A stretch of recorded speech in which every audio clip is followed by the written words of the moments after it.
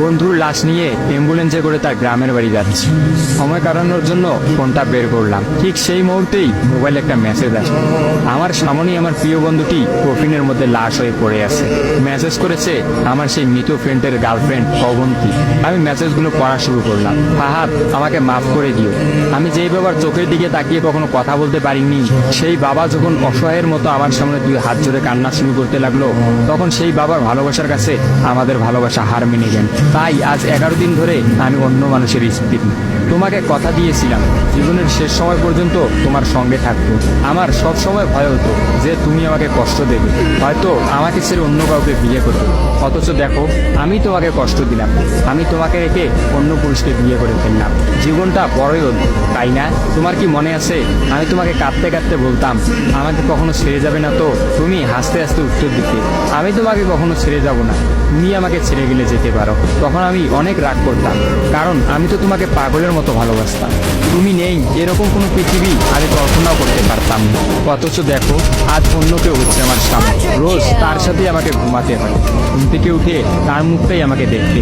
মানুষের জীবন এমন কেন যে যাকে চায় যদি তাকে পায়? প্রকৃতির তাতে কি এমন আসে যায়? কেনই বা প্রকৃতি তাদেরকে কাঁদায়? হুট করেই সবকিছু হয়ে গেছিল, তাই আমি ইচ্ছে করেই তোমার সাথে যোগাযোগ বন্ধ করতেই আমার নাম্বারটা বন্ধ করলাম। বিয়ের দিন ভাইয়ের ফোন হাতে নিয়ে আমার ফেসবুক আইডিটাও ডিলিট করে দিলাম। তুমি অনেক কষ্ট পেয়েছো আমি জানি, যার সঙ্গে সারা জীবন কাটাবো ভেবেছিলাম তাকেই শেষমেশ কষ্ট দিলাম। আমার পরিবারের সবাই খুশি, আমার স্বামীটা অনেক ভালো, এখন পর্যন্ত যা ব্যবহার করেছে আমার ভালোই লেগেছে। তবে ভবিষ্যতে কি হবে জানি না। তোমার কি আমার সেই প্রথম দেখা হওয়ার কথা মনে আছে? তবে সেটাই যে প্রথম দেখার, সেটাই যে শেষ দেখা হবে, এটা কখনোই ভাবতে পারি। আসলে মানুষের চিন্তার বাইরে যে কত কিছুই ঘটে, তাই না? সেদিন আমি তোমার সাথে 3 ঘন্টা ছিলাম, কিন্তু সেই 3 ঘন্টায় কেউ কাউকে স্পর্শও করিনি। কিন্তু তুমি যখন আমাকে তোমার রিক্সায় তুলে নিতে তোমার হাতটা বাড়িয়ে দিলে, তখন আমি তোমার হাতটা প্রথম স্পর্শ করেছিলাম। বিশ্বাস করো, সেদিন আমার কিছুতেই তোমার হাতটা ছাড়তে ইচ্ছা করছিল না। তোমার ঘরে আমার জন্য কিনে রাখা শাড়িগুলো নিশ্চয়ই এখনো আছে। আচ্ছা, আমি তো এখন আর তোমার নই, ওই শাড়িগুলোকে আমি পাবো? তোমার তো যখনই কোনো শাড়ি পছন্দ হতো তুমি কিনে রেখে দিতে, আমি বলতাম বিয়ের পর সবগুলো একসঙ্গে নেব। দেখো, আজ আমি বিবাহিত, কিন্তু আমার স্বামী তুমি নও। আমি এমনটা কখনোই চাইনি। নিজের পছন্দের একটা মেয়েকে বিয়ে করে নিয়ে তারপরে শাড়িগুলো তাকে দিয়ে। মেয়েরা শাড়ি কতটা পছন্দ করে তা কি তুমি জানো? যদি না জেনে থাকো তাহলে বিয়ের পর তোমার বউকে দিয়ে উপলব্ধি করে নিও। তোমার সাথে আমার অনলাইনে পরিচয়, তাই চিন্তা করেছি কোনোদিনও বেঁচে থাকতে আর অনলাইনে যাব না। আমার নাম্বারটাও বন্ধ করে দিয়েছি। আজকের পর থেকে আমাদের আর কোনোদিন কথা হবে না। তোমার কাছে একটা অনুরোধ, যদি চলার পথে আমাদের কোনোদিন দেখা হয়ে যায় তাহলে প্লিজ তুই অচেনা হয়ে চলে দিও। নিজের যত্ন নিও আর জীবনটা গুছিয়ে নিও। জীবন তো একটাই, ভালো থেকো। কিন্তু আমি ভালো নই, ইতি তোমার ওই অবন্তী। সবগুলো মেসেজ একত্রে পড়লাম।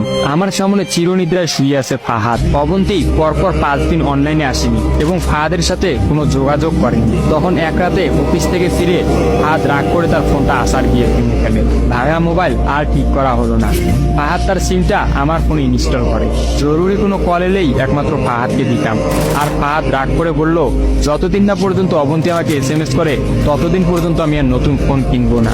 মোবাইল ভাঙার 2 দিন পরেই ফাহাদের প্রচন্ড জ্বর আসে।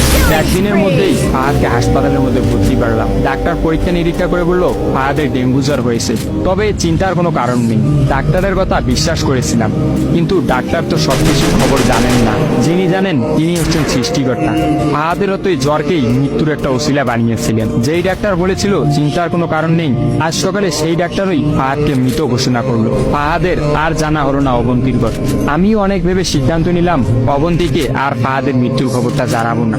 অবন্তী যদি আর সত্যি অনলাইনে না আসে আর সেই পুরোনো সিমটা ইউজ না করে, তাহলে সে ফাহাদের মৃত্যুর খবর কখনোই জানতে পারবে না। কি বা লাভ এই সদ্য সংসার জীবন শুরু করা মেয়েটাকে কষ্ট দিয়ে? অথচ আমি ভাবলাম সে হয়তো ভাববে ফাহাদ অনেক ভালো আছে। কোনো একদিন শাড়ি পরতে গিয়ে হয়তো অবন্তী ফাহাদের কথা চিন্তা করে।